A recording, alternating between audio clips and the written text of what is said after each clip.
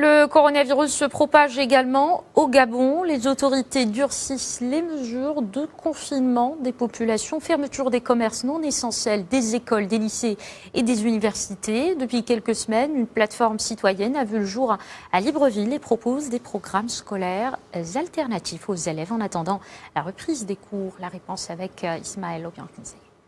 Rotelan et Benoît sont candidats à la session du baccalauréat 2020. Ensemble, ils ont décidé d'unir leurs efforts pour affronter l'examen. Un examen en perspective déjà plombé par des incertitudes, mais qu'il va falloir tout de même préparer malgré le contexte actuel de crise sanitaire due au Covid-19. Vous faites qu'on a suspendu les cours. Est-ce que réellement le bac aura lieu? On se pose la question. En fait, nous sommes juste en train de travailler sans orientation. L'équation posée sur ce tableau noir questionne la démarche des suites numériques en mathématiques. Comment y parvenir sans orientation justement? Les candidats essaient du mieux qu'ils peuvent de résoudre le problème.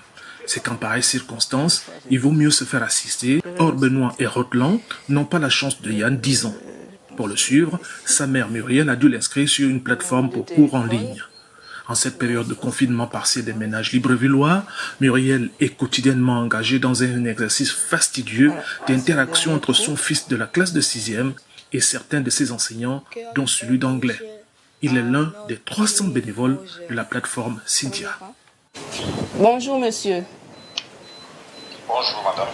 Oui, j'ai fait étudier à l'enfant vos cours et lors de l'exercice, il s'est un peu trompé avec 1000. Ce qu'il faudra savoir ici, c'est que l'auxiliaire du, d'accord, joue en même temps le rôle de... Est-ce que tu écoutes?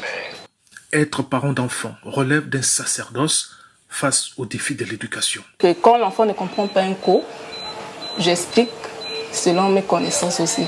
Certains encore dans la rue, loin de se soucier de lendemain, ne sont pas apparemment au courant de l'existence de Cynthia. La plateforme d'Edouard Claude veut sauver une école gabonaise en difficulté par l'offre des cours en ligne. C'est des codes, short codes qu'on envoie par SMS et on reçoit du contenu en retour.